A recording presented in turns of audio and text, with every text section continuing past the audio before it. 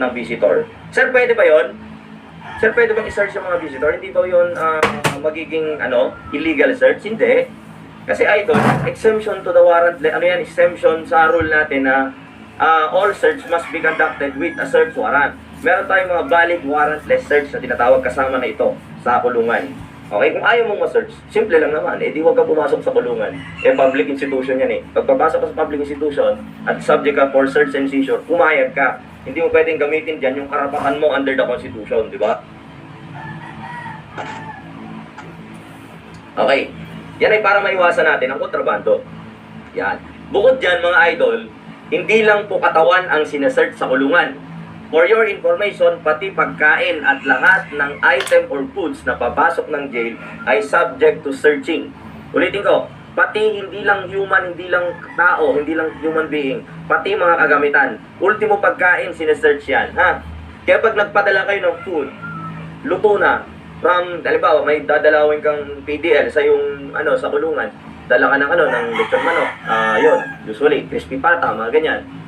Saging, prutas, yan. Pwede naman. Pero dapat i-search yun, okay? Yun yung tinatawag na searching of paabot. Ang tawag kasi doon mga paabot, Tagalog term natin, paabot. Pinapaabot. Diba? Pinapaabot sa jail. Mga pinapaabot, sinesearch lahat yan. Okay? So yung pagkain, i-search mo yon. Sir, ano yun? Bubuklatin mo ba? Ano ba tawag doon? Yes, bubuklatin mo yon? Oo. Diba? Bubusisiin mo yon, yung pagkain. Baka mamaya kasi, lalong-lalo na yung mga fried chicken, yung mga crispy pata. Alam niyo ba na pwedeng isiksik ang shabu doon sa loob noon? Madali lang yun eh.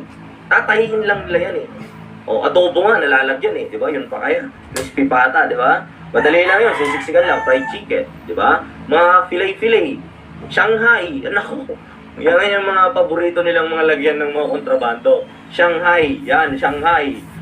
Saging. Nako, ang gagaling. Akala nyo ha? Ang gagaling. Yan. Pwede nilang lagyan yan. Lalamugin yan, sir. Okay, grabe naman yung term. Okay lang yan. Baka nag-OJT kayo sa BJMP. Nakikita nyo, no? Tama lang yun. Lalamugin mo yun. Pero part yun ng proceeding, ng proseso para makapasok yung pagkain sa kulungan. Safety ng PDL ang tinutukan, doon, priority. Saka syempre, safety ng mga personnel. Baka mamaya nagpasok na pala ng bomba, di ba? Hindi natin alam. Okay? Number 5. Yan, ito paborito to ng mga nakaw. Meron ba tayo dito mga in-service ng BJMP? Meron ba?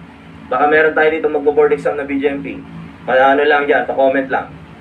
Ang bilis talaga sumagot ng mga boards banyans pag ganito usapan, oh.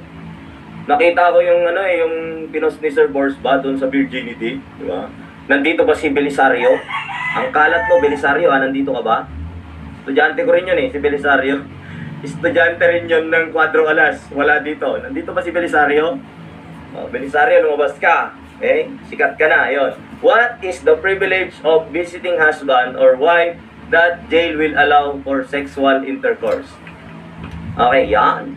Diba? Privilege visit, marital visit, parental visit. Okay. Alam na alam, di ba? Conjugal visit. Okay, pero syempre, ayan, dahil malalim tayo, dahil dekalidad tayo, ang pagtuturo natin, hindi lang mababaw yan. Alam niyo ba na ang conjugal visitation ay privilege na binibigay sa mag-asawa na hindi lang para mag-sexual intercourse. Kayo kasi, iniisip nyo lagi pag conjugal, di ba? Yun ang keyword ng isang estudyante, sir. Ang keyword ko dyan, conjugal daw. Ayop na yun. Okay. Hindi. Hindi lang ito jugjugan, hindi lang ito tsuktsakan. Hindi lang ito kung ano-ano yan. Iisip nyo siguro ganun lang. Hindi. Ito binibigyan ng pagkakataon yung mag-asawa na i-perform nila yung kanilang marital obligation. Okay? Marital obligation. Ilang oras ang Ay, grabe. Yung privilege na yan, 2 to 3 hours yan. Maximum of 3 hours. Diba? Yan, 2 to 3 hours yung yan. Yung sa conjugal visitation. Maximum of 3 hours. Yung allowable dyan. Maximum of 3 hours. Yan. Hindi 15 minutes. Grabe naman yan. Ano ka, mabilis? Diba? Grabe ka naman, idol. Diba? Mabilis lang, no? Parang ano lang, no? Diba? Okay. Tawa ko sa 15 minutes na yan. Ay, nako. Okay. Baka 2 minutes lang, idol eh. Nako naman. Quickie shit. Alright, sige. Oy. Listen. Hindi lang ito pure tsuktsakan. Ang ang conjugal visitation, ang conjugal visitation, pwede rin ito sa obligation ng mag-asawa. Okay, linawin ko lang, idol ha. Linawin ko lang. Hindi lang ito pure na sexual intercourse. Okay, more on ano to, kasama na din yan yung i-perform mo syempre yung marital obligation mo. And you know, marital obligation is not only limited to sexual intimacy. Hindi lang naman to obligasyon ng asawa sa asawa niya ay pagbigyan niya sa kama, hindi man ganoon, di ba? Kailangan niya ring malaman yung emotional status ng babae, kumusta pa ba yung feelings niya, may pagtingin pa ba siya sa kanya, okay, mahal mo pa ba ako, mga ganyan, di ba? Pero alam niyo ba, di ba? Based on experience, okay, nung nagbabantay ako sa jail, di ba? Hindi lahat ng lumalabas sa conjugal visitation room ay masaya, di ba? Bakit kaya? Di ba? Okay, tingin nyo. Kung gusto nyo pala ng mga ganyang usapan na, bakit kaya hindi masaya? Kasi, kasi, hindi na nga nakaisa, di ba?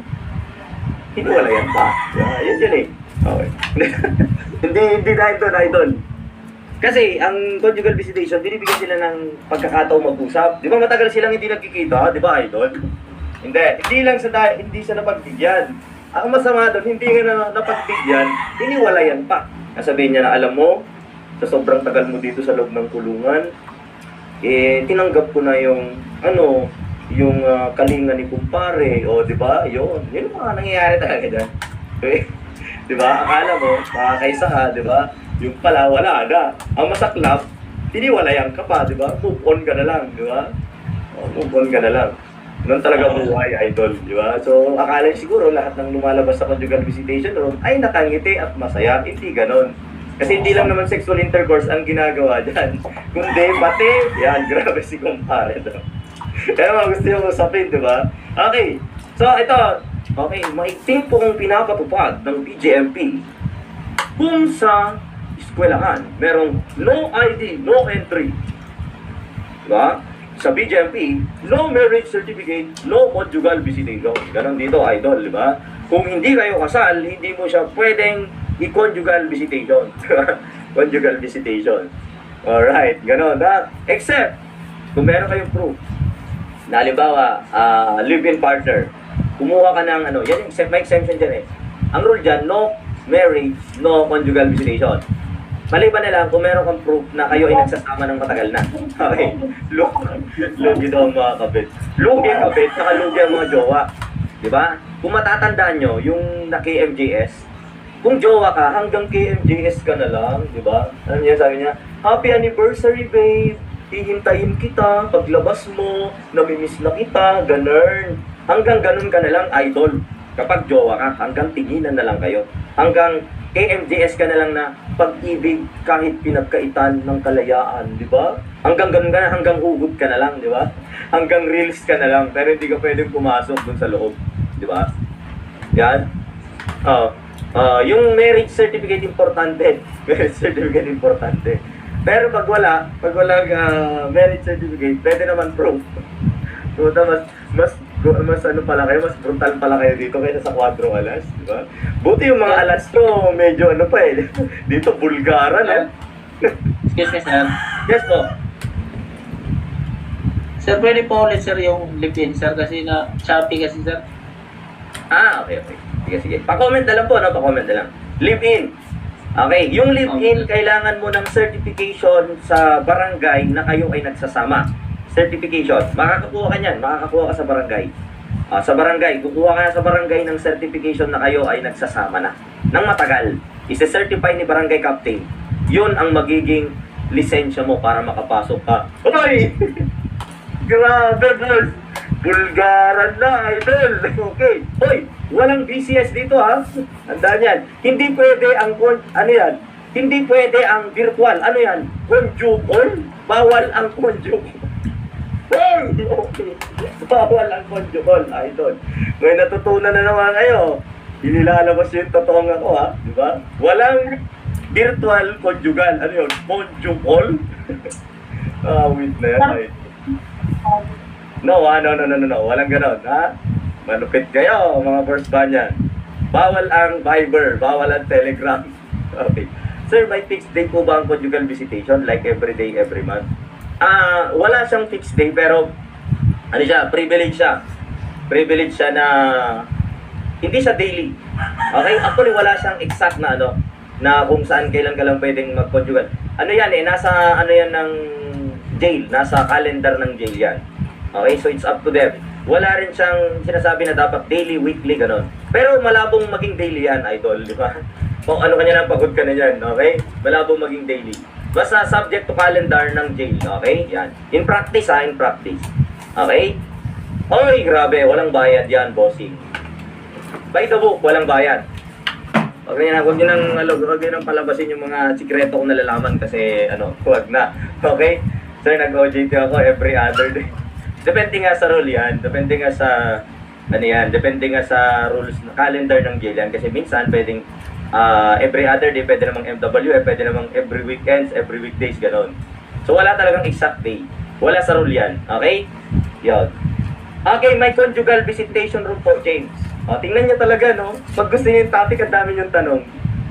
Sir, op. Okay, heads up lang mga future RPM, ha? Kung ano man yung nakita nyo doon sa loob ng jail, huwag nyo naman na pong, huwag nyo na ipagkalat, di ba?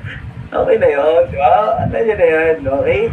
O, ano na yan? At tawag yan, code of secrecy yan, idol. Code of secrecy. Huwag nyo natin ipagsabi-sabi, di ba? Mga manyakol daw. Okay. Yun. Saan po sila nagpe-perform? Sa conjugal visitation room. Meron pong conjugal visitation room sa kulungan. Yun yung ating bahay, di ba? Bahay conjugalan. Yan. Yun. So, may tanong pa? Ano siya kanina? Live-in partner. Clear na tayo doon. May privilege. Itong privilege na to, idol. Grabe. May CCTV daw ba? May aircon daw ba? Grabe naman itong mga to. Okay. Kung gusto nyo malaman, magpakulong na lang kayo. It's for you to find out, idol. Magpakulong na lang kayo para malaman nyo kung anong ginagawa doon. Nakikurious kayo eh. Okay, next na daw. Nawawala tayo sa walang kaltokohan eh. Kung gusto nyo mga topic, di ba? Okay.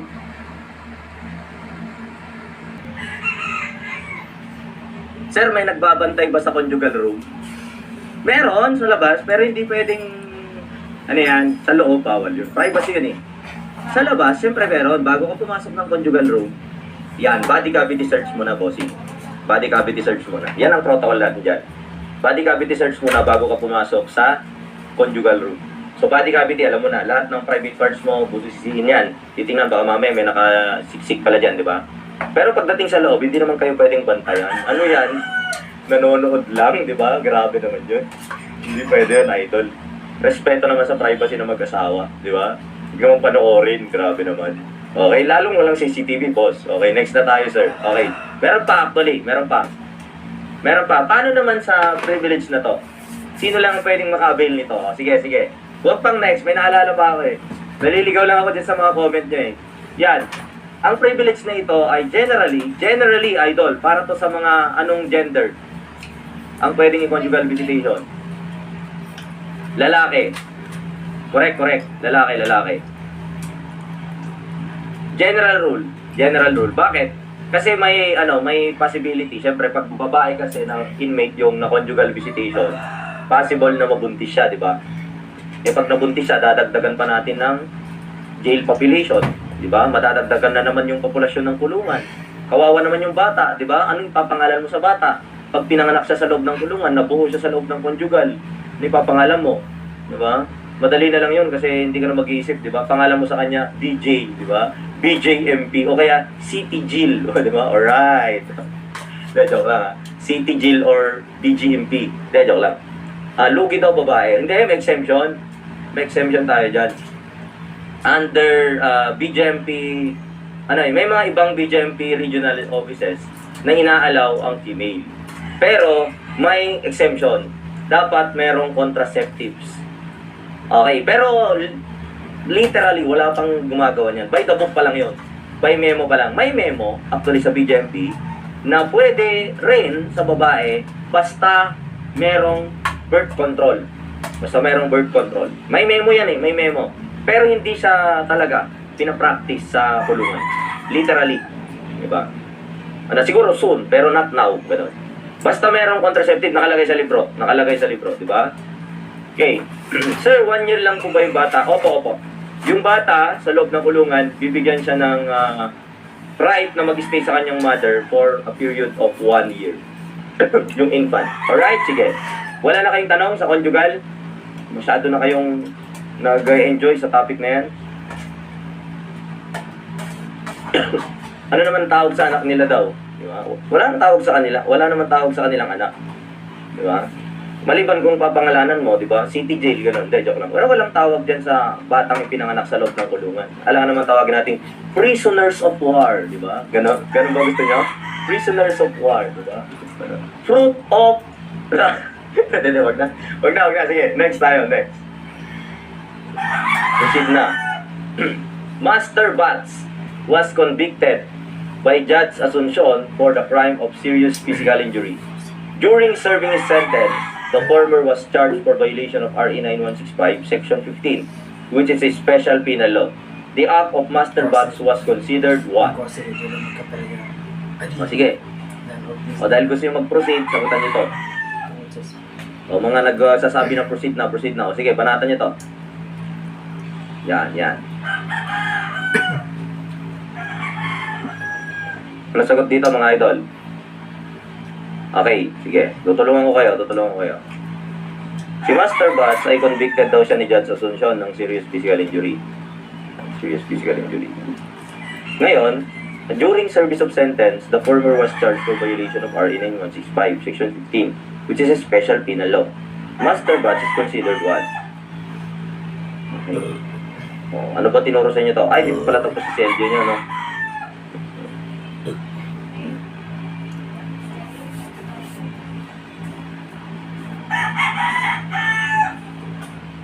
Okay. Dahil nandito na ako, i-differentiate ko na yan. Ano ba itong mga to? Ito yung mga types of habituality. Okay. Pag quasi-recidivism, idol, yan, tutulungan ko muna kayo, i-explain ko muna para mag-gets nyo. Pag quasi-recidivism, okay, meron kang conviction, di ba? May previous conviction ka. At while serving your sentence, habang nagsiserve ka ng sentence, di ba? While serving or while beginning to serve sentence, shall commit a felony, di ba? Okay, na kailangan yung felony na yon, not embrace in the same title. Ibig sabihin, not same title yan. Ganito, nagsaserve ka na ng sentence mo sa kulungan at nakagawa ka ng panibagong krimen na felony na same title ng revised penal code doon sa first. Halimbawa, yung una mong crime ay robbery, tapos yung sumunod ay theft. Halimbawa, nakulong ka sa kasong robbery. Habang nasa kulungan ka, pinagnakawan mo yung kapwa mo inmate, tatawagin kang recidivism yon kung same title. Pero kung halimbawa, yung una mong crime ay serious physical injury, tapos yung second crime mo ay theft. Halimbawa, nakulong ka sa kasong serious physical injury, tapos habang nasa loob ka ng kulungan, nagnakaw ka. Not embrace. Not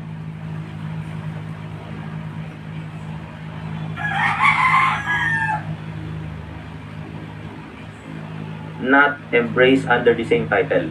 So that is quasi-recidivism. Quasi-recidivism yon. Pero kapag embrace, yung meron 2 previous conviction, embrace in the same title. Ano ko lang, sasummarize ko lang para malinaw, no? Mas madali kasi yan pag ganyan nyo siya inunawa. Pero mahaba yung definition niya, na embrace in the same title of the RPC. Recidivism yan. Ulitin ko, sa quasi-recidivism at recidivism, meron kang 2 krimen na ginawa at 2 conviction. Yung previous conviction mo, yan, may previous conviction ka, di ba? Tapos magkaroon ka ng second conviction or second crime na ginawa, pagka hindi sila magka-title, not embrace.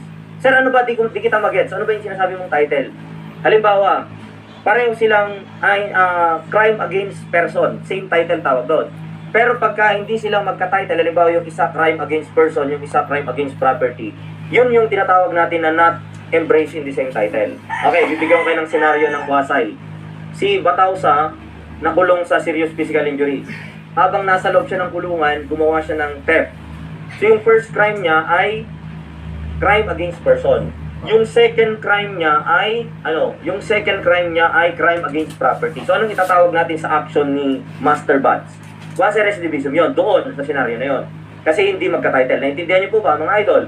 Pero kapag embrace in the same title of the RPC, embrace in same title, halimbawa, yung first crime na ginawa niya ay theft. At yung second crime niya nung nakakulong siya, nang hold up siya ng kapwa niya inmate, which is robbery, may embrace yun in the same title. So dahil same title, magiging recidivism ang tawag doon. Okay? Yun lang naman ang pagkakaiba nila. Yung sa title. Okay? Yung sa title. Alright. What about habitual delinquency? Explain ko muna para may idea kayo. Nakakasunod ba? Pag habitual delinquency, within 10 years from date of release, DOR or the date of last conviction, yan, date of last conviction,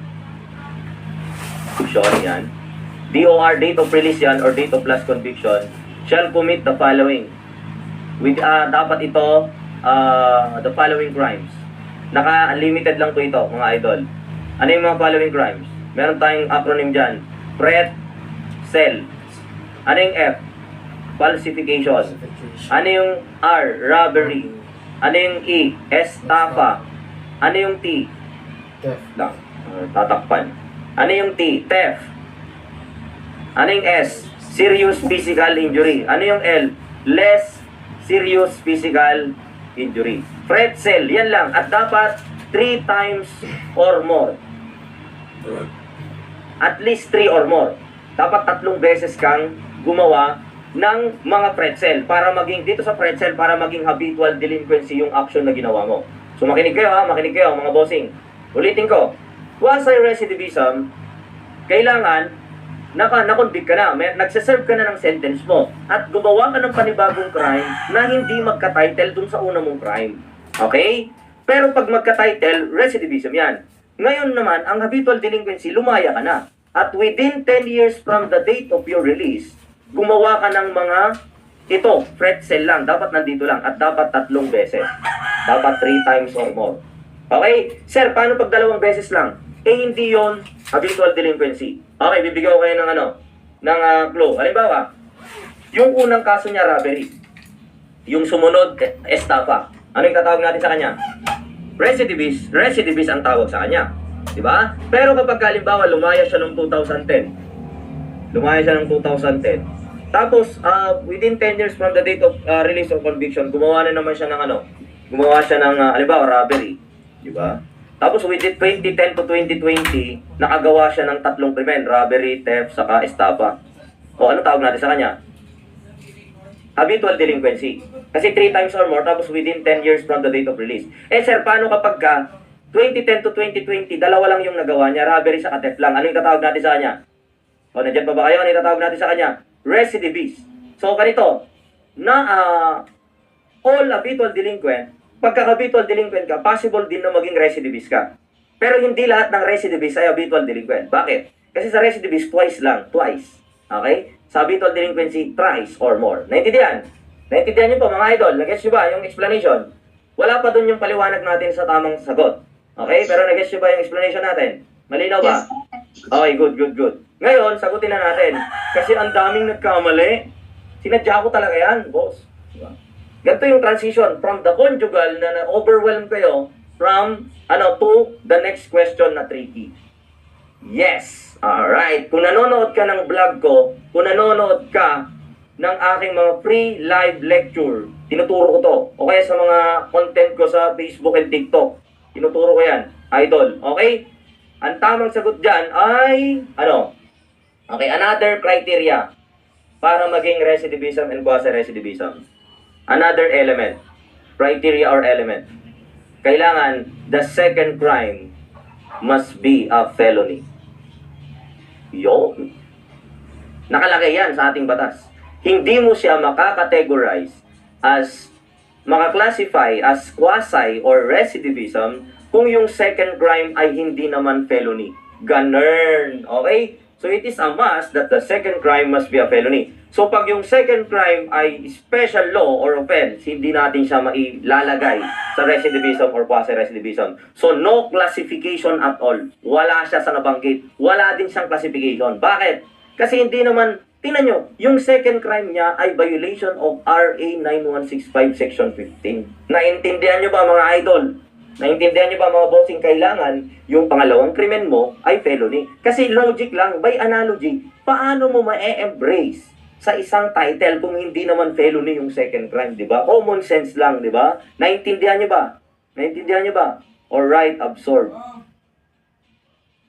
Galing daw. Salamat. Di ba? Basic lang yan. Ito, may tanong ako. Paano kapag yung unang crime ay special law tapos yung sumunod ay felony? Sige nga. Sige nga. Paano sir pagbaliktad? Yung unang crime, di ba, yung first crime, sige, baliktarin natin. Si Batausa daw, yung first niya, drugs. Yun yung una niyang conviction, first conviction. Tapos, while serving sentence, di ba, yung second, serious physical injury. Sir, ano yung S saka L? Physical, ano po? Serious saka less serious po. Less serious physical injury saka less serious physical injury. Okay, ano yung itatawag natin sa kanya? Sige nga. Yung first conviction, binaliktad ko lang, idol. Yung first conviction niya ay drugs, violation of RA 9165. Yung second ay special,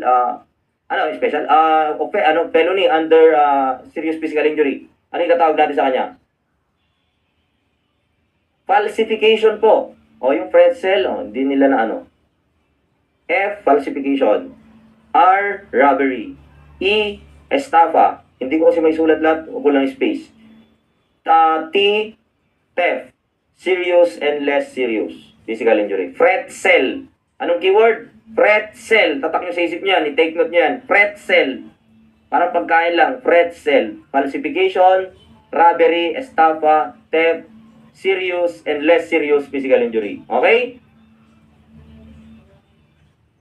Wala pa rin. Okay? Wala pa rin ba? Sigurado kayo? Di ba? Ngayon alam nyo na. Meron. Okay? Ang tawag doon, quasi-recidivism. Bakit? Gantong rule natin. Ang rule natin, kailangan yung second crime lang ang felony. Wala tayong pakialam, kahit hindi felony, yung first crime, okay lang yun. Kung yung first crime ay offense, okay lang. Basta importante, ang rule lang natin dito, yung second crime ang maging felony. Regardless kung yung first ay felony or offense. Ngayon, kung offense yung first crime, tapos felony yung second crime, alam mo na kung saan siya ilalagay. Hindi yan magiging recidivism kasi hindi naman magkaka-title yun. Number one, bakit? Hindi siya magiging same title kasi hindi sila pareho ng nature, di ba? Pero pwede siya sa quasi-recidivism. Basta tatandaan nyo lang, ulitin ko. Ang rule lang naman natin sa quasi-recidivism and recidivism, kailangan yung second crime must be a felony. So kung yung first crime ay tawag dito, ay hindi felony, okay lang yun. Di ba? Quasi yun. Pero kung yung first crime ay felony, tapos yung second crime felony, titingnan mo na kung same title sila. Ngayon, eto na titingnan mo. Point of determination mo, kung yung first crime, second crime, same na felony, titingnan mo kung makapareho silang title. Recidivism. Pag hindi sila magkapareho ng title, ang tawag doon recidivism. Ngayon, kung yung second crime ay hindi naman felony, huwag kang sasagot ng recidivism and quasi-recidivism. Kasi walang classification yun. Naintindihan? Naintindihan niyo ba mga idol? Yes, sir. Okay, ano naman yung reiteration? Sa reiteration naman, kailangan nakalaya ka na. Okay? Reiteration. From the word itself, di ba? Pag sinabing reiteration, minsan letters yan eh. Ang ano nyo dyan, ang keyword nyo, repetition, di ba? Reiteration. In other word, synonymously, repetition. Sa reiteration naman, dito nakalaya ka na. Okay, dapat dito, ang element dito, release ka na. Okay, na-serve mo na yung sentence. Na-serve mo na yung sentence. Na-serve mo na yung sentence mo sa reiterasyon. At saka gumawa ka ng panibagong krimen, ang basis naman natin dito is the penalty. Yun ang titingnan natin. Gumawa ka ng second crime at yung penalty mo ay second. Di ba yung second crime, yung penalty niya ay pwedeng greater or equal penalty doon sa first crime. So, hindi po nature ang basis natin dito. Halimbawa, nag-serve ka na ng sentence mo sa isang krimen. Nakasuhan ka ulit ng panibagong krimen. So hindi na yun magiging kasi hindi na yun quasi sa recidivism kasi kailangan dito nagse-serve ka pa lang ng sentence mo, di ba? Dito sa reiterasyon, na-serve mo na yung sentensya mo. Tapos, yung penalty ng second crime mo ay pwedeng greater or equal. Wag lang lighter Halimbawa, yung unang crime mo ay murder, di ba? Tapos na-serve mo na. Tapos nagkakasuhan ka ulit ng same lang, di ba? Halimbawa, ganun. Say as in penalty, di ba? Di magiging reiteration yun kasi na-serve mo na yung sentence. Equal, ganun din. Greater, ganun din. Wag lang lighter. So, ang basis natin sa reiteration, kailangan na-serve mo na yung sentence mo at gumawa ka ng panibagong krimen at ang basis natin para malaman kung reiteration o hindi ay dun sa penalty. Dapat yung second crime, yung penalty niya ay greater or mas malala dun sa isa or equal dun sa isa. Wag lang lighter. Naintindihan mga idol? Naintindihan po ba? Naintindihan po ba? Absorb or write? Okay, pa-comment naman. Absorb or write. Sige. Thank you, thank you. Okay, proceed tayo, proceed. So alam nyo na, ngayon alam nyo na ha. Hindi ganyan-ganyan lang. Kung mababaw lang ang pag-iintindi mo dyan, wala yan. So buti na lang, di ba? Buti na lang, nanood ka ngayon, idol. Okay? Ay tayo dyan. Kaya nakukumpara tayo sa iba kasi masyado nating nilalaliman, di ba? So, kaya maraming na ano sa atin. Yan. JO4 Cuadro Alas will be promoted to the next higher rank due to his outstanding performance. Okay. Who shall be the proper appointing authority? Who shall be the proper appointing authority? Who shall be the proper appointing authority? SJO4 Cuadro Alas will be promoted to the next higher rank. Okay, SJO4 Cuadro Alas will be promoted to the next higher rank due to his outstanding performance. Who shall be the proper appointing authority? Wait.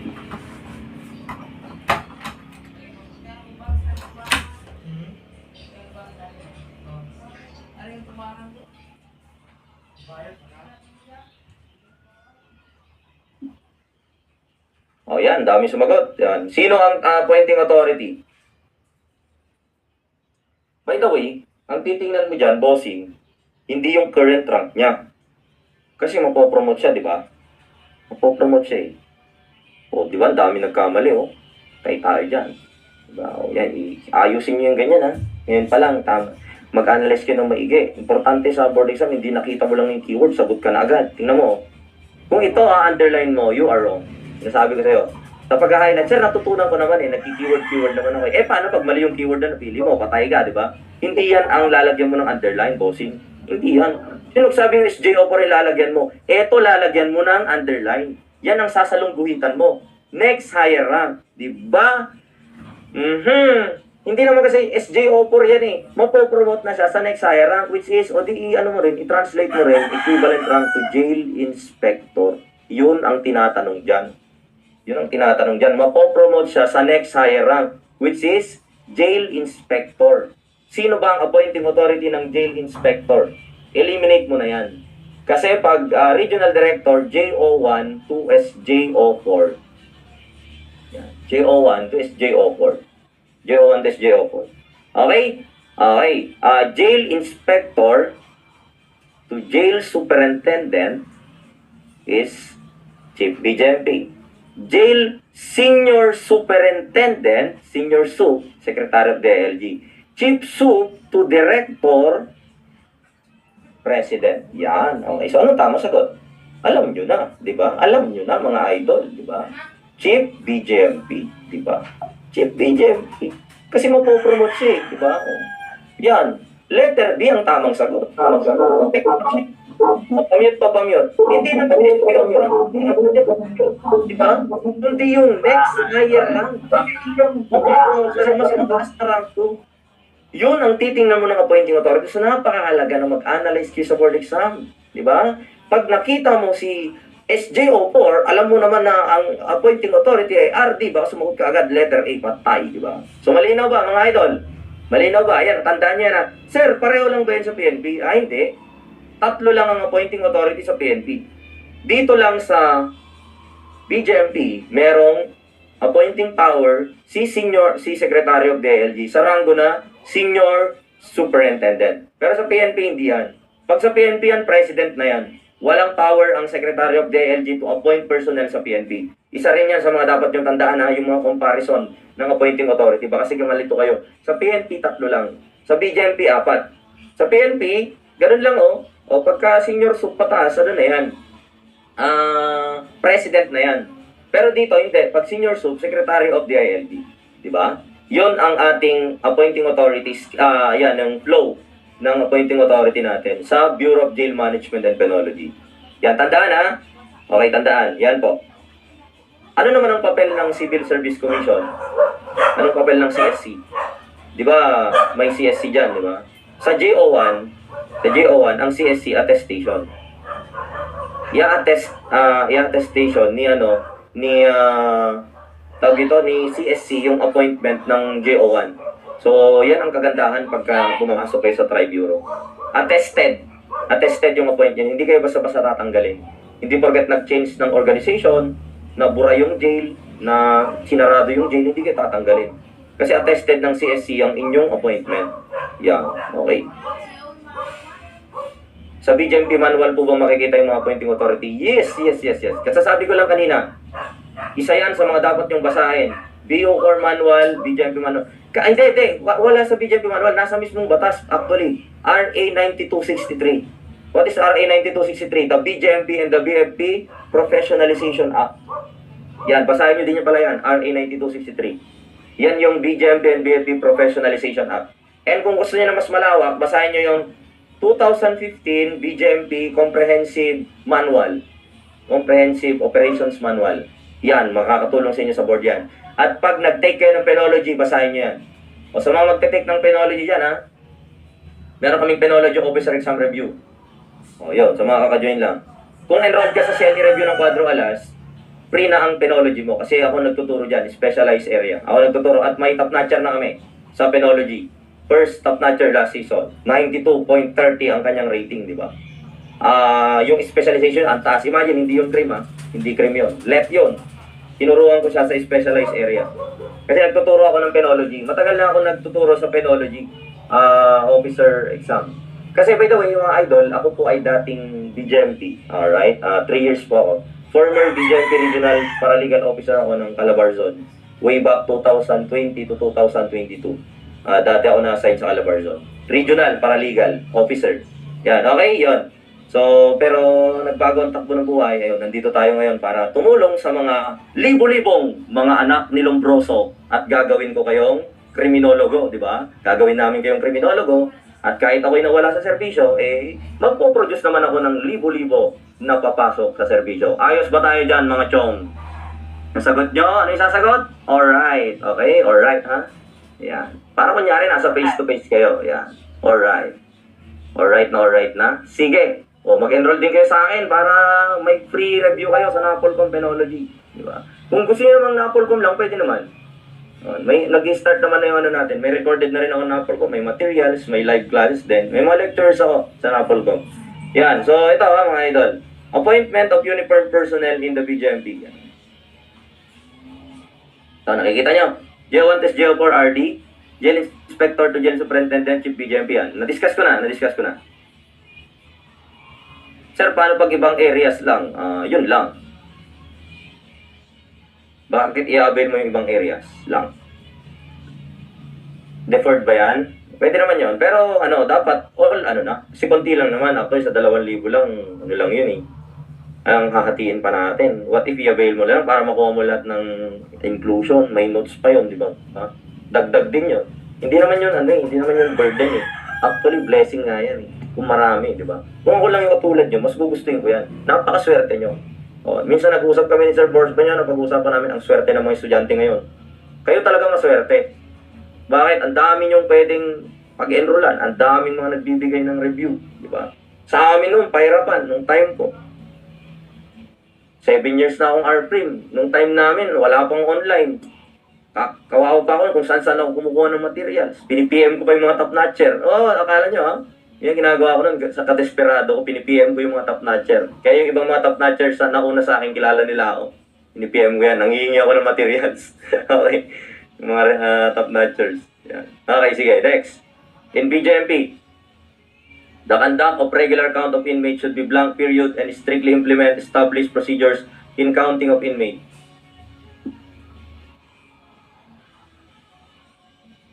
Ano sagot?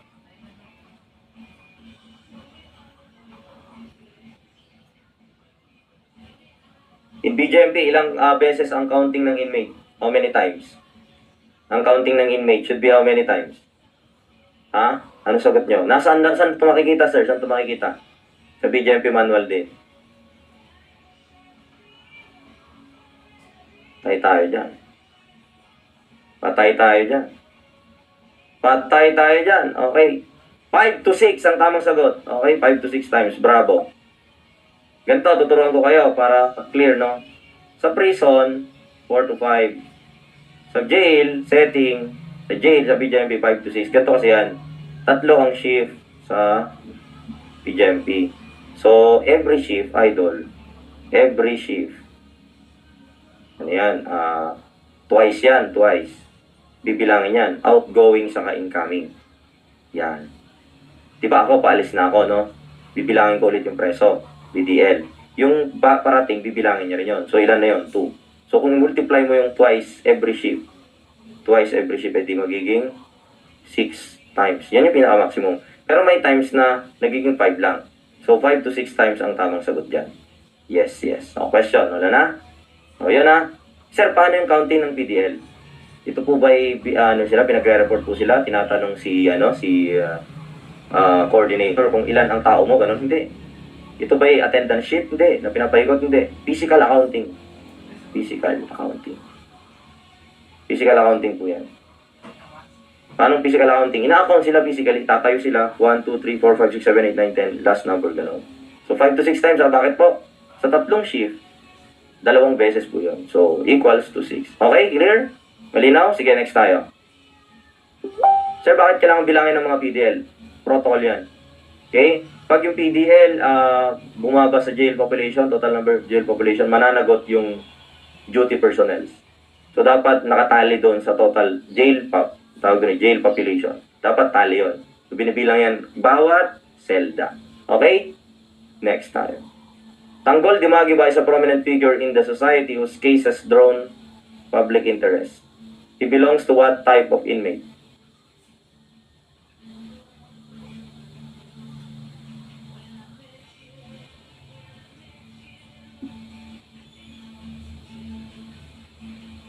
Okay, prominent figure daw siya sa society whose case drawn public interest. He belongs to what type of inmate? What type of inmate yan? Napakadali naman yan. Prominent figure. Prominent figure. So, hindi siya high risk. Ito yung mga highly dangerous. Yan. Highly dangerous PDL. Posibleng doon sa kanilang kinabibilangan, di ba? Halimbawa, member siya ng NPA, ayan, terrorist group. Highly dangerous sila. High risk nga, di ba? High risk. Okay? Tirador ng Quiapo, hindi. Ito, violent extremist naman, yung kanilang extreme belief sa kanilang ideologies, di ba? Halimbawa, religious. Okay, sa mga terrorist, yung kanilang paniniwalang ideolohiya nila sa religion ay extreme, na to the point na gagawa sila ng krimen, doon lang para sa paniniwala nila. Sa ideolohiya nila, di ba? Violent extremist yun.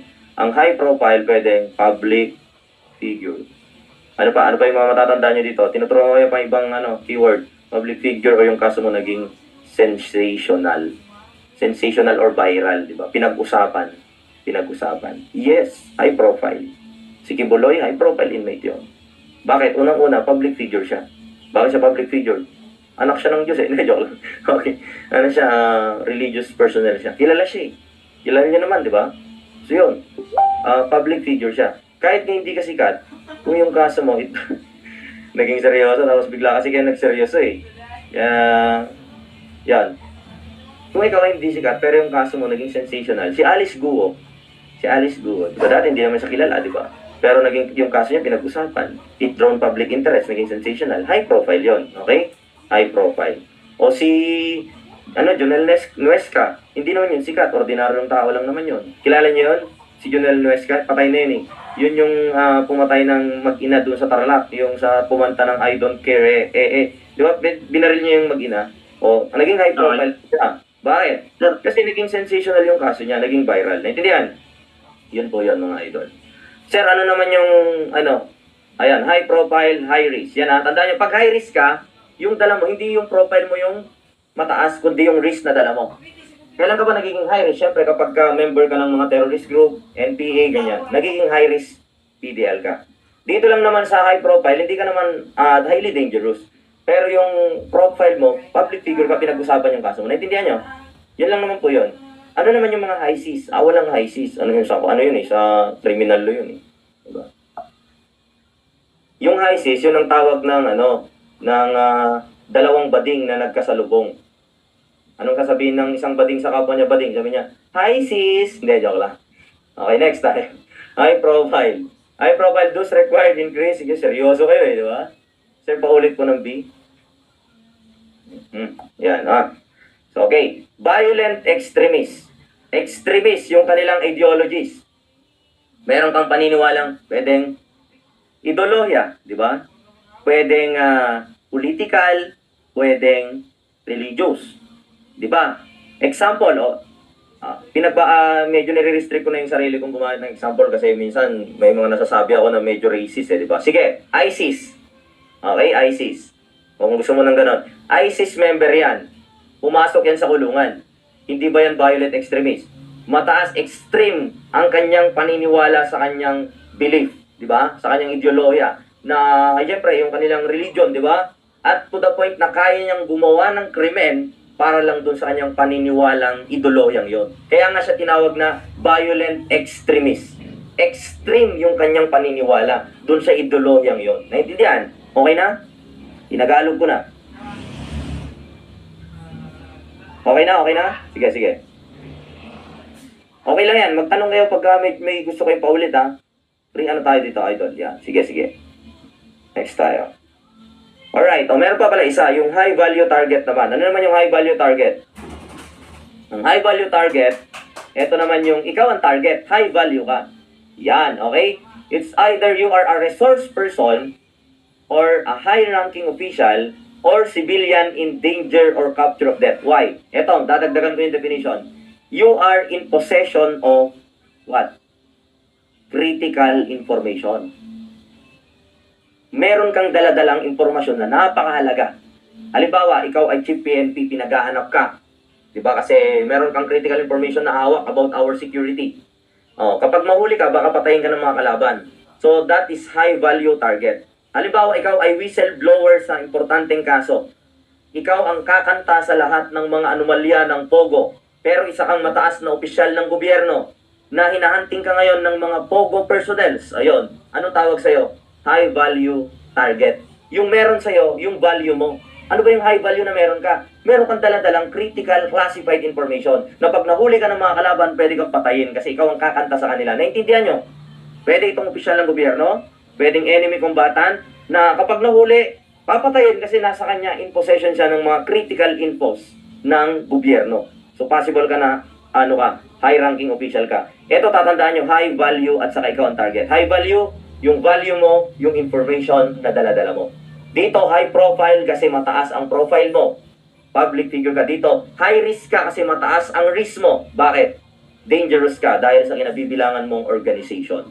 Pwedeng constant troublemaker ka, ikaw ang pasimuno ng gulo sa loob ng kulungan, high risk yan. Tandaan nyo na ito ay mga classification of inmate sa BJMP. Iba ang classification of inmate sa Bucor. Okay? Sa Bucor, maximum, medium, and minimum. Okay. Si Alice G, consider ba siya dyan? High profile. Si Alice G. Di ba? High profile. Di ba? High profile siya. Kalaban naman siya ng kalaban naman siya ng gobyerno natin, di ba? Pero kung merong tao na magtuturo ng mga ebidensya para kay Alice Go na official din ng gobyerno, magiging high value target yon. Diba? Katulad ng mga nakaraang mga kaso, mga ganyan. High value siya kasi ang value niya, yung information na dala-dala niya. Maliwanag? Naintindihan niyo ba? Sabihin niyo, ha? Number 10. 10. The following are the requirements for commitment of PDL to BJMP except. The following are requirements for commitment of PDL to BJMP except. Alin dyan yung hindi? Alin dyan yung index requirements? Okay, requirements ba yung commitment order? Idol, requirement ba yun? Yes. Kasi no commitment order, no commitment. Yan, tandaan.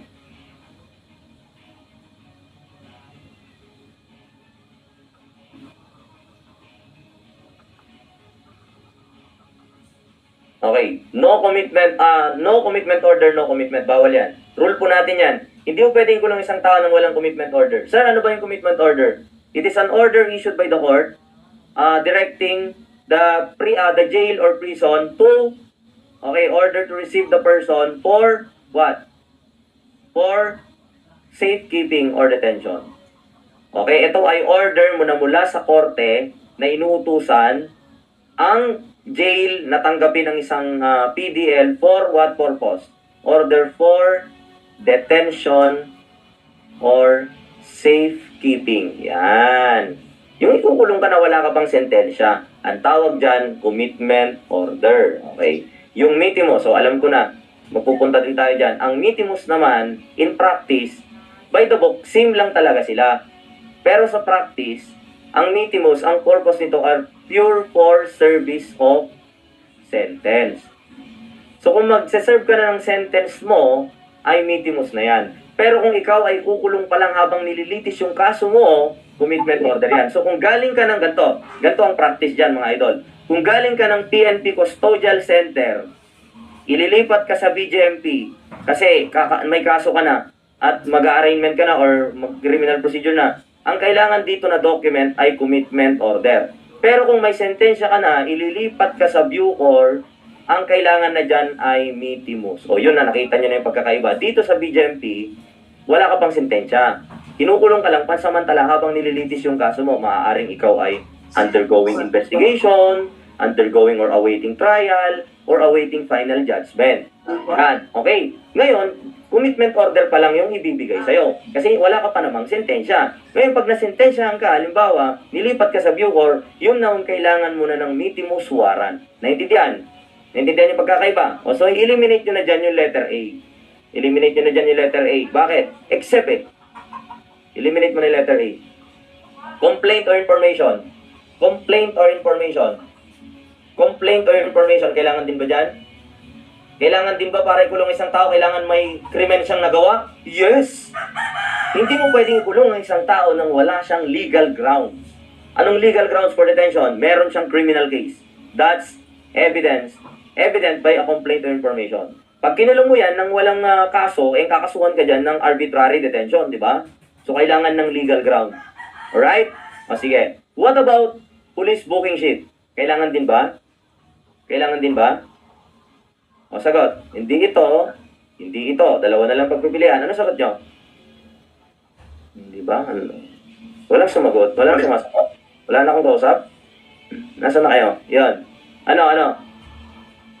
Police booking, sir. Okay, police booking. O, police booking. Hindi ba kasama yan? Yung sabing hindi. Kasama yan. Okay? Kasama ang police booking sheet. Actually, may isa pa. Di ba? Commitment order. Yan. Okay, alin dyan ang mali? Alin dyan ang mali? Mali ang letter. Sir, kailangan naman ng medical eh. Kaso, taken anytime. Dapat within 24 hours. Di ba? Ganyan ang mga tanungan namin. Medyo tricky, di ba? Okay, akala mo, tama ka na. Kasi police booking sheet ang sagot mo. Patay tayo dyan. Okay? Within 24 hours. Dapat. Yung police booking sheet, kailangan yan, idol eh. Actually, kailangan pa dyan ng certificate of detention eh. Kailangan pa dyan eh. Di ba? O, napakahalaga ng mga word sa board. O, kasi ang board natin, hindi lang tinetest nito yung lalim ng inaral mo, kundi yung analytical skill test mo. Tandaan nyo, bukod sa concept, okay, eto, i-real talk ko na kayo ha. I-real talk ko na kayo. O, huwag nyo akong komenta na proceed na sir ha. Nagbibigay ako ng tip ha. Okay?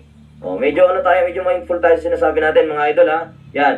Ano yung sabihin ko? Okay, sa board exam, not everything you study in your review days will actually come out in the board exam. That's real talk. Real talk na yan, idol. Hindi lahat ng inaral mo lalabas. Talaga yan, totoo yan. May lalabas lang talaga, pero hindi lahat, not 100%. So, anong magagamit sa board exam? It is your comprehension and analogy or analytical skill that will apply. Yun yung natutunan nyo in the long run. Kaya practicing nyo yan. Kaya maigi din na nagsasagot kayo ng Q&A. Saka dapat yung pagsagot nyo, logical talaga. Tingnan mo kapag nagkakamali ka, saan ako nagkamali? Putik, eto lang pala. May mga technique kasi dyan eh. Actually, may mga test-taking strategy sa pagsagot ng Q&A. Yan. So ito, tulad niyan, nasyado kang excited sa sagot. Ang pinili mo, si booking sheet, di mo na nakita yung taken anytime. So do not disregard our important method. Okay? All-important method. Diba? So, yan. Tandaan, importante ang test-taking strategies sa board exam. Diba? Hindi lang po tayo, hindi lang tayo dito pure concept. Analytical and comprehension test. So, napakalaga. Bravo. Bravo. Okay? Sa amin pala, meron din kaming test-taking strategies. Yan. Merong special class para dyan. Nagtuturo ako ng techniques. Yan. Number 11, depende sa mga person tanong. O may tanong kayo? Sir, yung medical, kailangan 24 hours, diba? Paano kapag nag-lapse na yon? Paano pag nag-lapse na yon?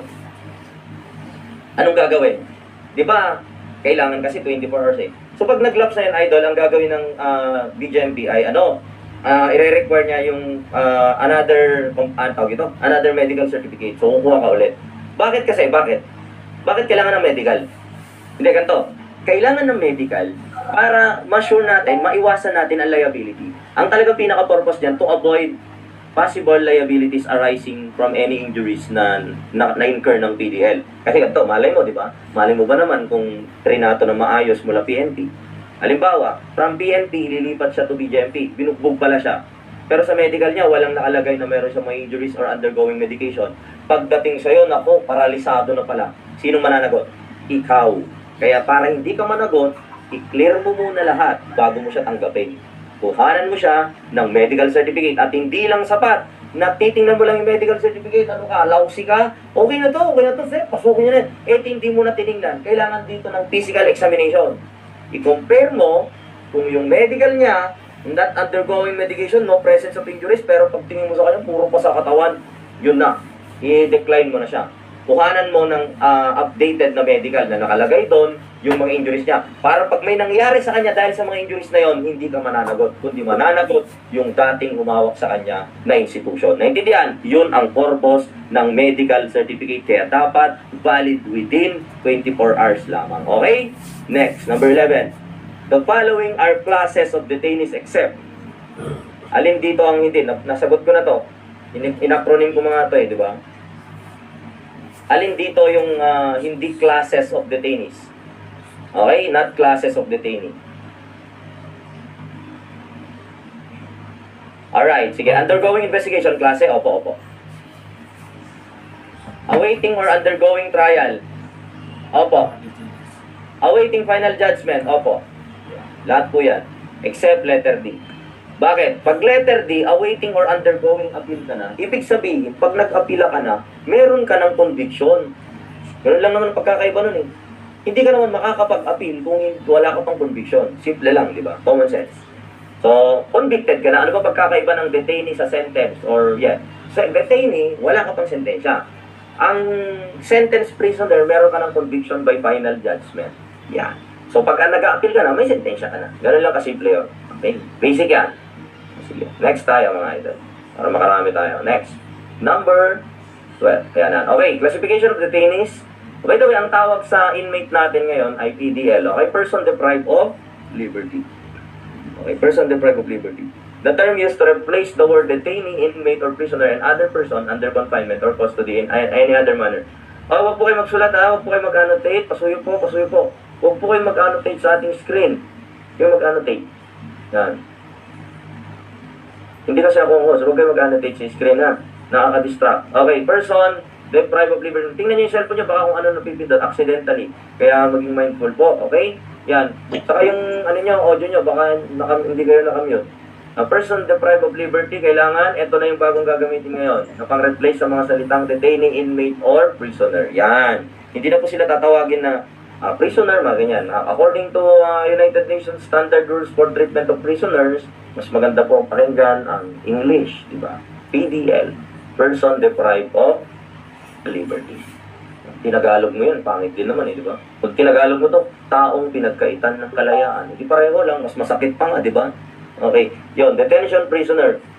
Detention prisoner, ayun, next tayo. Detention prisoner, ito yung undergoing investigation, awaiting trial, or awaiting final judgment. So pag nililitis pa lang yung kaso mo, wala ka pang sentensya, ang tawag sa'yo, detention prisoner. Sentence prisoner, meron ka ng conviction by final judgment. Meron ka ng conviction.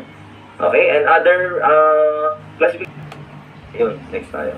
Detention prisoner, ito yung undergoing investigation, awaiting trial or awaiting final judgment. So pag nililitis pa lang yung kaso mo, wala ka pang sentensya, ang tawag sa'yo, detention prisoner. Sentence prisoner, meron ka ng conviction by final judgment. Meron ka ng conviction. Okay, and other classification of prisoners are person on safekeeping. Yeah, safekeeping. Okay, under safekeeping, yung mga, halimbawa, yung mga insane, yan. Under safekeeping yung mga yan. Insane na prisoner, mga baliw, yan. Okay, number 12. Quadra is a dentist inside the penitentiary. Based on RA 10575, what type of correction officer does she belong? O yan, analyze na naman tayo. Si Quadra daw ay dentist. So, magsagot muna kayo para ano. O, matry nyo din. Try lang, try.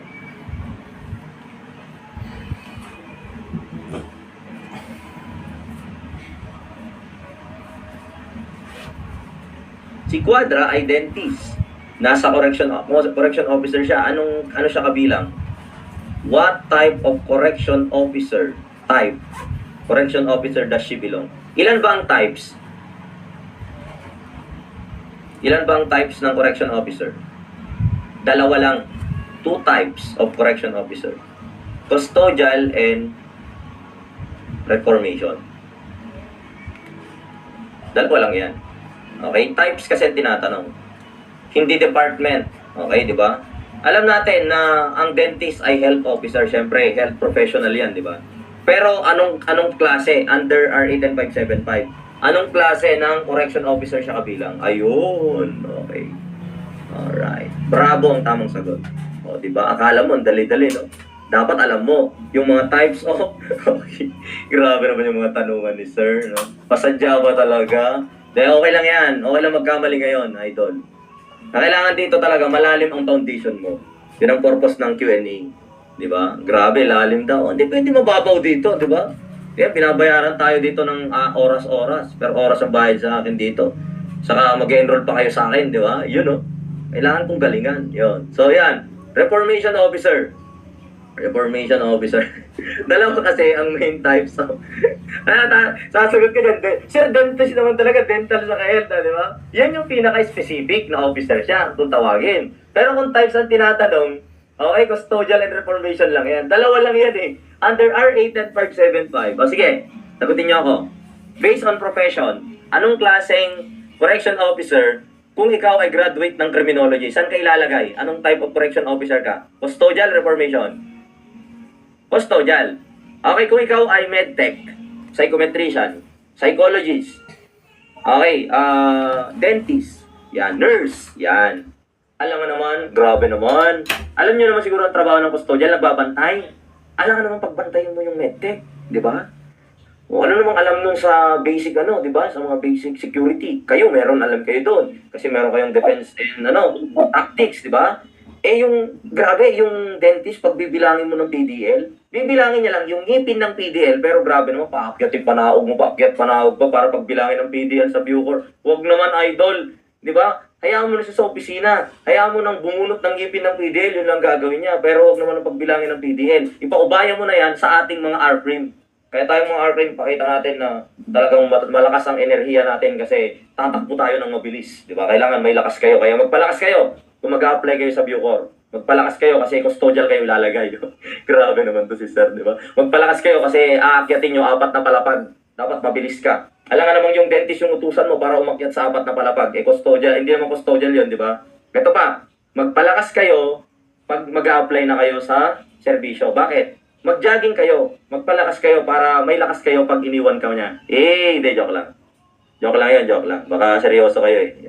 Parang may Tanong, sir. iniwan niya kayo. Eh, joke lang. Okay, next. Correction Technical Officers. Ano yung nature ng mga Correction Reformation Officer? Actually, ang rango nila hindi CO. Okay. Another trivia. Pag CO1, ganyan. Custodial yan, idol. Custodial. Kapag CTO1, yan yung mga reformation. Eh, baliktad, no? Dapat nilagay ko sa tuktok. Ganito. Okay? Kapag CO1, yan, custodial, ang magiging rango mo dito, usually makita nyo mga, eto, CO1 to... So, dalawang klase ng rango pala sa Bucor, mga idol, ha? Dahil dalawang uri ng correction officer sa Bucor, makakakita kayo ng dalawang uri ng rango. CO1 to CSU. Okay, yan. Pag reformation, ang rango niyan ay CTO1 to CTCSU. Sir, bakit may T? Technical. Pag technical yung rango niya, alam mo na, hindi siya pang custodial. Ang reformation yan. Ganun, ha? O, trivia, additional knowledge. O, dyan na makikita natin. Yung mga CTO, yan, okay? Correction Technical Officers, okay? Ito yung mga, ang trabaho ay implementation of reformation programs. Yan, reformation program tayo.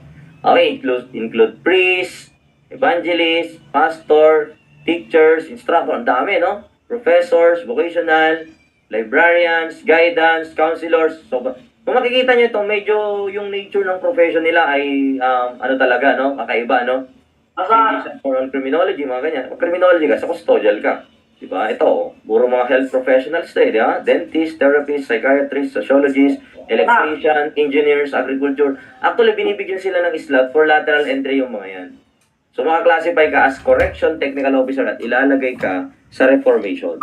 Hindi sa custodial. Maliwanag, reformation ka po. Okay, clear tayo dito mga idol? Clear tayo? Okay, sige, next tayo. Jail Officer BJ is aspiring to become the Chief BJMP in the future. At least what rank should the officer said officer meet as the law requires and qualifies him to be in the highest position of the Chief BJMP? Highest position. Okay. Ano? Jail Officer BJ is aspiring to become the Chief BJMP. Okay, mahalaga na mag-underline tayo ng mga mahalagang mga bagay. Aspiring pa lang po. Aspiring pa lang siya. Ibig sabihin, nangangarap siya na maging BJMP Chief in the future. At least, anong rango niya daw para ma-appoint siya as Chief BJMP? Para ma-qualify siya.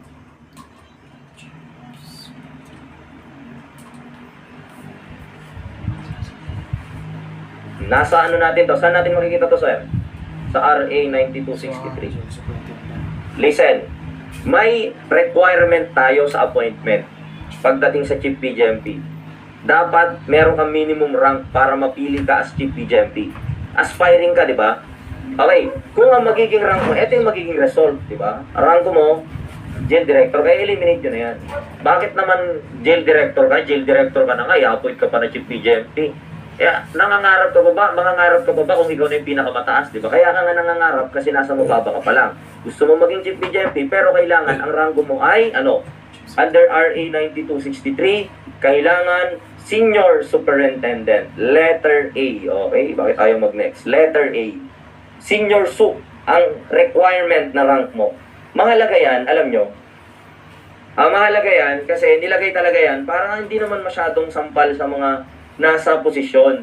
Kasi kung gagayahin natin ang Bucor na galing ka ng jail officer 1, galing ka ng non-commissioned officer, tapos parang pwede yung rango mo, gagawin kang chief superintendent. Pangit naman nun. Kaya dito kailangan senior sub ka bago ka mapiling chief BJMP. Senior sub. Okay? Yan, tatandaan nyo, senior sub.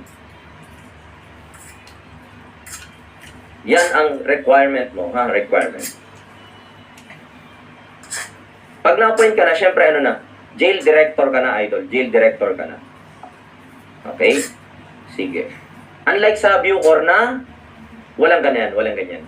Sa Bucor, pwede kang maging chief Bucor kahit galing ka ng non-commissioned officer. Kung gagawin ka talaga, ni president, di ba? Kung malakas ka lang, Number 14, Renz, an 18-year-old who is convicted for the crime of murder by adding toxic substance intentionally to his office mate is no and shall serve 20 years of imprisonment. Renz shall have served his sentence as he is the one who is accountable for the crime that he has committed. As the law requires, the principle behind the imprisonment of Renz is known as what? Ito yung mga, purposes of punishment. Ito mga principles or purposes ng parusa natin. Ano itong mga to? I-discuss natin yan isa-isa. Pero dito muna, sagutin nyo muna mga idol. Si Renz daw ay nakulong sa kasong murder. Sabi dito, kailangan niyang ma-serve yung 20 years kasi siya naman talaga ang gumawa ng krimen. At yun naman talaga ang gusto ng batas. Na pagdusahan mo ang iyong kasalanan. Ayan na, napakadali, di ba? O pag ganyan sa board, alam niyo naman yung meaning, di ba? Retribution, you punish him because he deserved. Paparusahan mo siya kasi deserve niya yun. Ito po ba reformation? Hindi. Pag reformation, changing the behavior, di ba? Ang purpose mo dito, baguhin yung ugali niya. Okay? Ito naman, restoration. I-restore mo yung nawala. Restitution o property, di ba? Restoration. O, naulit din yan. O, di, dalawa na. Eliminate mo na. Dalawa na lang. Restoration, retribution. Retribution or personal vengeance. Pag sinabi natin personal vengeance, ito, you punish him because he deserved. Kailangan siyang maparusahan kasi gumawa siya ng krimen. Karapat-dapat lang siya. He deserved to be punished as a consequences of criminal act. Ikaw ang gumawa, di ba? Kaya dapat ka lang maparusahan. Ito rin yung traditional goal. Take note. Ito yung traditional goal of penology. Traditional goal. What about modern? Modern. Yan, baka tanungin sa board, ha? What is the traditional goal of correction, retribution? What is the modern goal? Reformation. Parang ano lang yan eh. Classical sa capacitives. Ganun lang yung kasimple idol. Dito, parusahan mo siya kasi siya nagkasala. Karapat-dapat lang. Ginawa niya yan eh. Deserve niya yan. Retribution, di ba?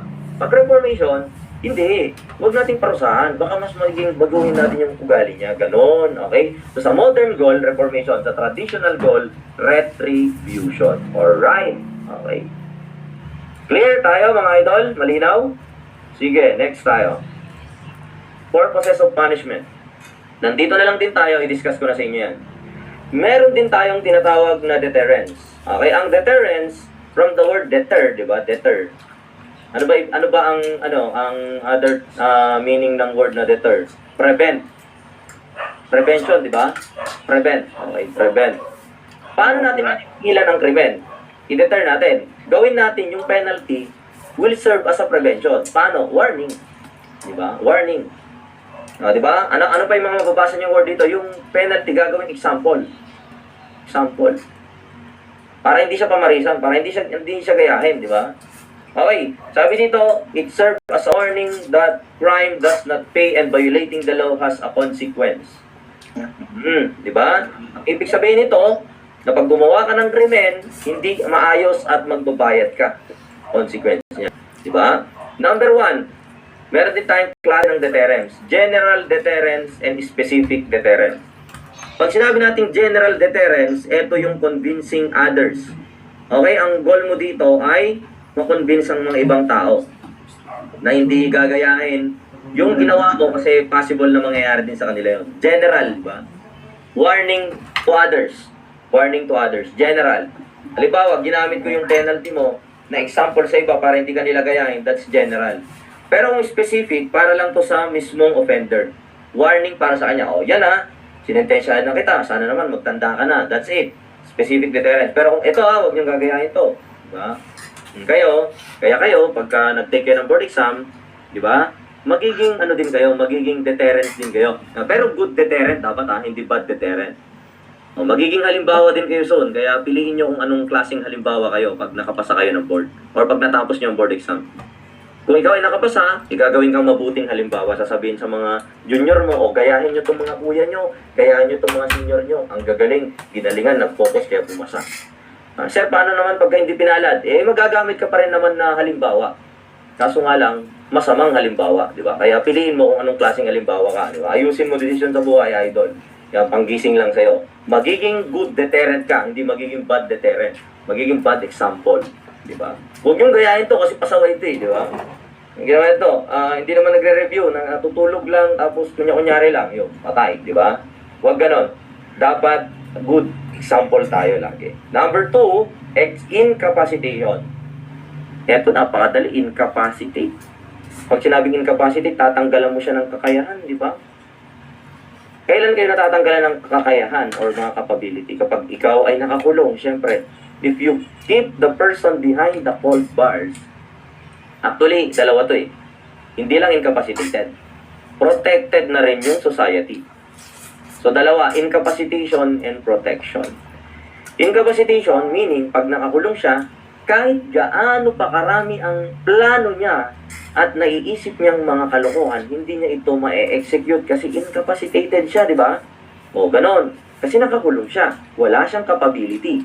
Ano pa? At the same time, since nakakulong siya, protected na rin yung society. Kaya magpasalamat po tayo sa ating mga nagbabantay sa piitan. Sapagkat yung kanilang mga effort na akala nyo, nakaupo lang sila doon, na binabantayan lang, nagpapalaki ng tiyan, hindi ganon. Habang kayo'y mahimbing ang tulog, yung mga bangungot nyo ay sadya namang nakakandado. Di ba? Kasi yung mga kaaway nyo, yung mga nagtatangka ng masama para sa inyo ay nasa kulungan at nakakandado, binabantayan ng ating mga tagapangalaga ng piitan. Isa yan sa goal ng punishment. Protect. Mute po, idol. Retribution. Personal vengeance. Personal vengeance. It should be what the offender action deserve. Kung pumatay ka, karapat dapat ka lang makulong kasi deserve mo yun. Yun yung personal na ganti sa'yo ng ginawa mong krimen. Ganun yun. Retribution, idol. Retribution. Traditional goal of correction. Restitution, ang keyword mo dito, restoration. I-restore yung mga nawala sa biktima. Halimbawa, pinagnakawan mo siya, ibabalik mo yung property niya na ninakaw mo. O kung hindi mo may babalik, edi bibigyan mo ng damages, payment for damages. Yung actual or yung exemplary o mga ganyan, mga different types of damages. Restitution naman ang tawag doon. I-restore mo yung mga nawala sa biktima. Naintindihan? That's restitution. O, may tanong kayo? Sige, next tayo. Recognizance or recognizance. Ito naman, recognizance from the word recognize. A bond which the person undertake before the court. Okay, yan. Ito yung bond na binibigay ng isang tao sa korte. Ito yung tinatawag natin na bondsman. Yan. Okay, di ba, bondsman? Halimbawa, di ba, wala kang kakayang magpiyansa, si court, pipili siya ng bondsman mo. Yun yung magre-recognize sa'yo at i-guarantee niya na ikaw ay magpapakita during trial. Di ba? Kung wala kang cash, wala kang property, meron namang release on recognizance. So, ito ay example din ng punishment. I-recognize ka ng isang tao na i-appoint ng korte na siyang magsisilbing piyansador mo sa Tagalog. Ang tawag natin dyan, piyansador, di ba? So, yung magpapiyansa para sa usually mga barangay captain, yan, sangguniang bayan, municipal mayor, na hindi nila sasayangin yung kanilang posisyon or reputasyon para lang sa isang kliyente, di ba? So, sila magre-recognize sa'yo, that's it. Eto, yung iba, kini-keyword lang to, nakikita ko di ba? Pero tayo, since malalim tayo dito mga idol, ituturo ko sa inyo to ng malalim na example or malalim na pagpapaliwanag. Kasi yung iba nag-keyword lang, group vengeance, yun na yun, okay na daw yun. Hindi ganon. O, pagka-retribution, personal vengeance, pagka-atonement, group vengeance. Ano ba ibig sabihin yan? Ganito, kung sa retribution, ipaparusahan ka based doon sa personal na gugustuhan ng biktima mo. Ano bang deserve mo? O, di ba? Ano ba ang pleasure ng victim? That's retribution. Pero dito, paparusahan ka based doon sa pleasure ng mga society.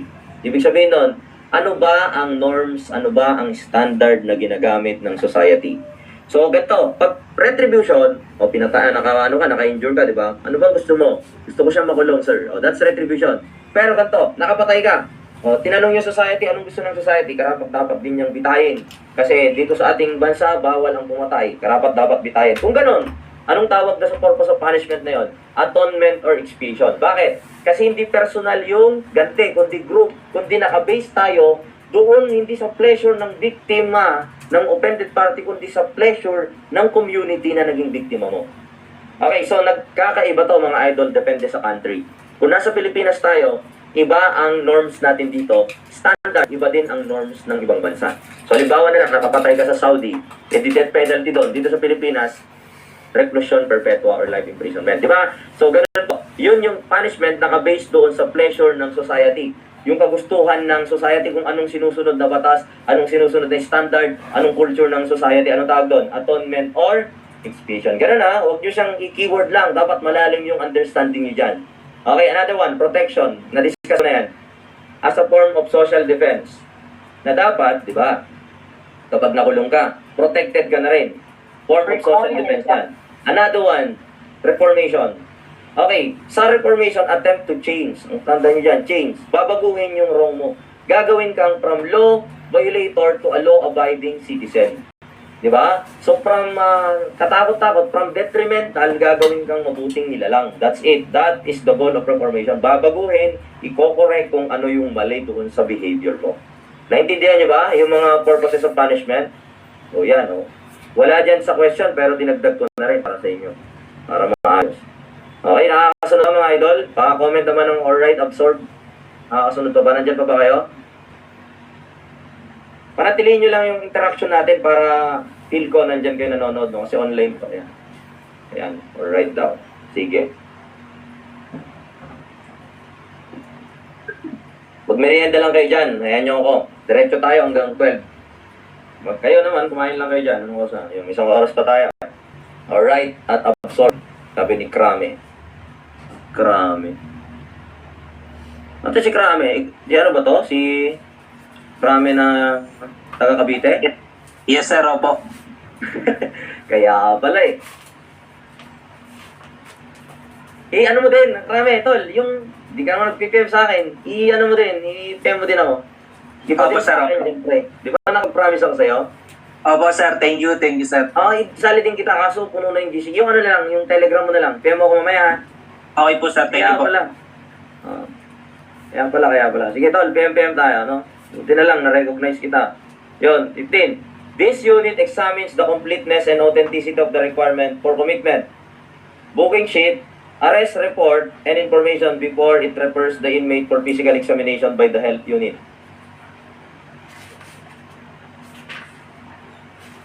Okay, anong sagot nyo dito mga idol? Okay, this unit examines the completeness and authenticity of the requirements for commitment. Okay, completeness and authenticity of the requirements for commitment. Okay, it refers the inmate for physical examination by the health unit. So tandaan nyo, bago daw ang health unit. Napakalaga na maintindihan nyo to, di ba? I-examine niya yung completeness, di ba? Sino ba magche-check ng completeness ng ng dokumento? Titingnan niya kung may seal ng ng korte, di ba? May pirma ng judge, kumpleto ba yung mga requirements? Siyempre, hindi property custodian. Ang trabaho ng property custodian is to keep the valuables or personal belongings of inmate. Personal belongings. So, hindi property custodian yan. Ang health to check the medical or the health status. Medical status of the inmate. Check the health status. O, DO, hindi naman yan, di ba? O, anong tama sagot? Records unit.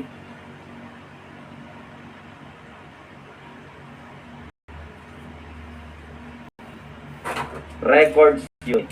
Records unit. Okay, very good. Diba? Okay, sige. Ano ba ang admission procedure sa BJMP? O, sige. Nandito na lang din tayo. Pag-usapan na natin yan mga idol para quality yung makukuha yung mga knowledge. Admission procedure. Yan. Saan ba nagsisimula yan? Magsisimula yan kay Gator. By the book to by the book. By the book. Okay. By the book. Pero minsan nagkakasabay yan sa reality. Pero since board exam tayo, libro tayo, idol. Theoretical tayo. Gator. Saan ito makikita, sir, yung sinasabi mo? BJMP manual. Gator. Gator, anong gagawin ni Gator, mga idol? Ay, nako. Yan. Gator. Anong gagawin ni Gator? Pindot pa. Anong gagawin ni Gator? I-check niya yung, requirements din. Okay. Another one, bukod sa requirement, i-check niya yung identity ng committing officer. Yan. Halimbawa, yung nagdala ng person, i-check niya kung totoo ba yung authority nun. Baka mamaya kasi fake police, di ba? Correct. Yung identity ng committing officer. Yan. Titingnan niya yung identity. Ikaw ba, taga saan ka po ba? Kita niya ng ID, kunan niya ng ID. Tapos, siyempre, initially, i-check niya na rin yung mga requirements bago niya i-refer sa loob. Kasi ang unang makakasalamuhan ng PDL ay yung gator, yung nasa unahan, yung nasa gate. Ang gagawin ng gator, to check the requirements and to check the identity of the committing officer. Okay, committing officer, ang tawag doon. Commitment ang tawag doon sa process of pagkulong. The process of entrustment of PDL to BJMP, that is commitment. Di ba? So, gadaan muna siya kay Gator. After kay Gator, ano susunod? Kay property custodian. Property custodian. Anong gagawin kay property custodian? Yung valuables niya, i-check yon. Yung mga personal belongings niya. Pag meron siyang mga properties na hindi pwede doon sa loob ng kulungan, ano po yun? Lilista. Tapos i-separate po yun. Ihiwalay po. Gagawa ng inventaryo yan. I-inventory. Inventory, yung property, ililista yan. Tapos itatago ng property custodian. Kaya nga, property custodian tagatago ng property. He will keep the personal belongings of the inmate na bawal ipasok sa loob. Yan, ha? Yun. Ano pa? Ililista niya sa inventory. Ano pa? Pagka lumaya na yung PDL, pag lumaya na yung PDL, yun na, another trabaho ng property custodian. Doon mo dadaanan yung mga property mo na tinago mo. So, babalikan mo yun. Kukunin mo yung paglaya mo. Nakalista naman yun eh. Ganto. Yun sa property mo, di ba? Halimbawa ito nakalista, no? Inventory. May dalawang kopya to. Halimbawa, nandito nakalagay ay may bag ka, may sapatos, nakalagay. May inventory siya, si property custodian, may inventory din si si PDL. Paglaya mo, papakita mo yung inventory, i-claim mo yun. Ganun yun. Ha? Next tayo. After property custodian, desk officer. Anong gagawin ni desk officer? Anyone? Andiyan pa po ba kayo? Anong gagawin ni desk officer? I-record niya doon sa blatter yung date and time of commitment. Siyempre, magtatanong din siya doon. Same process lang din. I-check niya din yung mga requirements. Initially, i-check niya yan. At ang pinaka-importante niyang gagawin, he will record to the jail blatter the date and time of commitment. I-record niya yun, idol. Ilalagay niya yun. Anong oras ba ito pinasok? Anong oras siya kinulong? Yan. Yan ang trabaho ng DO. Desk officer, nakaupo yan dun sa may di ba? Ito yung gate. May gater doon. Dito, DO. Okay, siya yung nagre-record lahat ng mga nangyayari sa kulungan. Nire-record niya sa jail blotter. Okay. After kay DO, saan pupunta? Kay DO. Kay records. Nako, nabura ko. Sorry. Nasundan niyo ba? Wait lang. Sorry. Gator. Sorry. Property custodian. Yung sunod, DO. Tapos, yan, mabilis tayo. Records. Sa records unit, anong ginagawa ng records unit? Ano pong ginagawa ng records unit? Okay, booking procedure mga idol.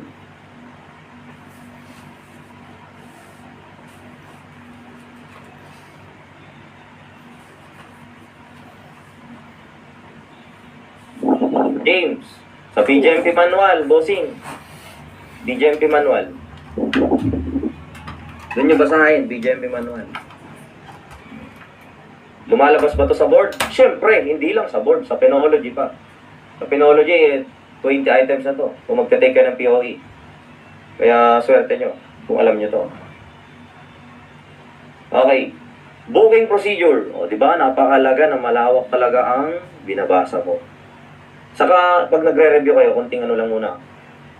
Study to truly learn the concept. Not just to pass the examination. Lagi kong sinasabi yan. Para ma-inlove kayo sa pag-aaral. Ma-inlove kayo sa mag-aaral para araw-araw kayo mag-aaral. Kahit pasado na kayo mag-aaral pa rin kayo. Ganun yun. Fall in love with learning. Yan lang, hindi lang kayo mag-aaral para lang pumasa. Mag-aaral tayo para sa knowledge na makukuha natin. At imagine nyo, pag marami kayong nakukuha ng knowledge, mas makakapag-share kayo sa iba, makakatulong pa kayo. Di ba? Yun ang goal natin sa studying. That goal to study is to truly learn the concept. Di ba? Not just to pass the exam. O, doon makikita talaga di ba? Kasi pag nasa serbisyo kayo, you cannot apply what you do not know. Kung doon ka palang magle-learn, hindi ko kasi sineryoso nung nag-aaral ka tapos nung nasa serbisyo ka, you cannot apply what you do not know. So, the process is, nag-aaral ka ngayon para in the future, pag nasa serbisyo ka, in service ka, you will apply what you have learned. Di ba? Ganun yun. Di ba? Parang sa teaching lang din, you cannot teach what you do not know. So, mag-aaral kayo para sa makukuha nyo knowledge and information. Yun dapat ang goal natin. Okay, records. Tapos may nagtanong sa'yo, since R-crime ka, tatanungin ka, may bayad ba ang parol? O may mga ganyan na-encounter ko na yung mga ganyan O kung alam mo, masasagot mo kahit hindi ka pa nasa serbisyo. May bayad ba parol? May bayad ba probation? O may nagtanong sa akin ng ganyan Okay, so records, Records. Anong gagawin ng records? Booking procedure. Sa booking procedure, anong ginagawa mga idol? Sa booking procedure, makalik. Nasa TOS to, nasa TOS. TOS based to Booking procedure, gagawin dyan, fingerprint. Okay? Fingerprint ka and ipophotograph ka. Kukuhanan ka din ng personal information. Nakamute daw po ba ako? Mute ba ako? Hindi naman. Hindi. Hindi sir. Proceed. Okay, records, booking procedure. Okay, fingerprint. Kukuhanan ka ng biometrics. Alam mo yung biometrics, di ba? Yan, kukuhanan ka ng fingerprint mo. Photograph ka, tapos papipirmahin ka. And then, yes, pirma, tatlo yan. Masyado ko pa. Tapos yung, gagawin ka dito ng panigabago mong, record sheet. Yun yung tinatawag naman natin na jail booking sheet. Yan. Jail booking sheet. Dito nakalagay lahat ng personal information mo. Yun ang ginagawa ng records. And then, syempre, i-examine niya na rin yung mga requirement mo. Di ba? Bago ka niya i-refer saan ka pupunta? Na next. Ano yan? Audio yan, tol. Audio. Pindutin mo yung isang arrow dyan sa audio mo, tapos ayusin mo yan. Okay? Health. Ang susunod. Health. Okay? Pag may problema sa inyo at sa inyo lang yon, it means wala sa akin. Okay? So, ang gawin nyo, ayusin nyo yung settings nyo. No? Okay. So, pag okay naman sa akin, it means sa inyo po yun. Yun lang yun. Okay, records. Sa record, titingnan nyo yung authenticity ng mga requirements. Sino pala tutulong, by the way, sa checking of authenticity? O, mag-focus tayo doon sa checking of authenticity. Sino tutulong? Ito, trabaho ko dati, mga boss. Yung mga requirements, pinapa-verify yan.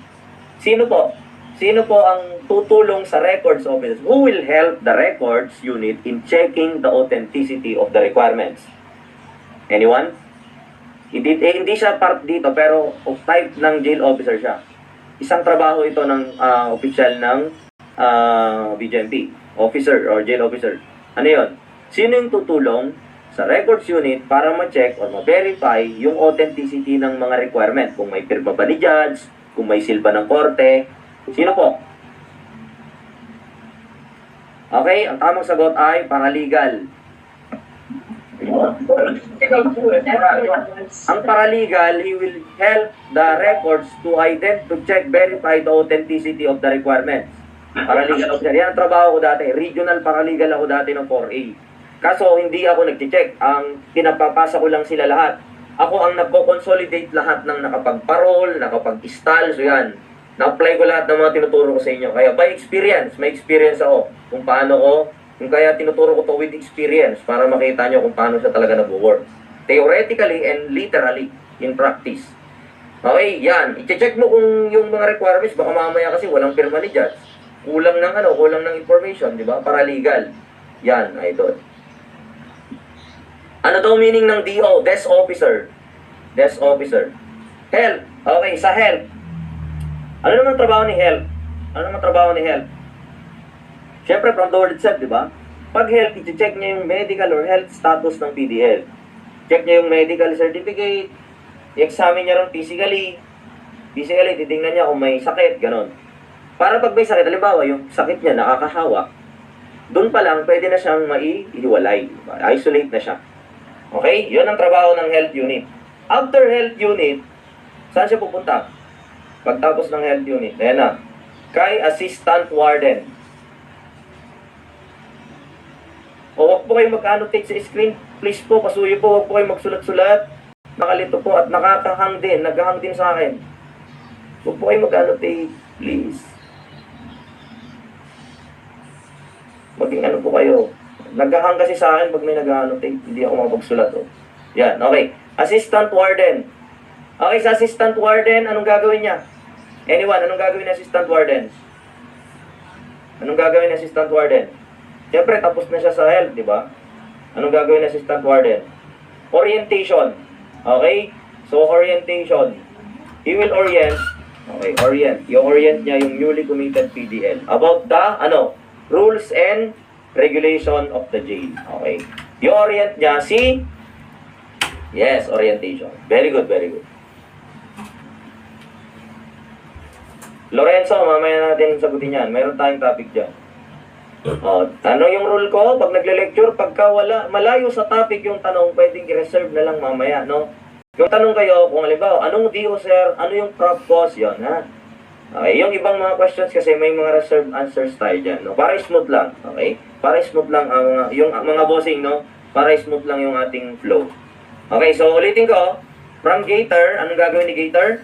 I-check niya yung requirements, yung identity ng committing officer, yan. Yung identity, yes. Okay. Yes, sasagutin kayo mamaya, Steven, no worries. Okay, ngayon, ipupunta kay property custodian para yung mga personal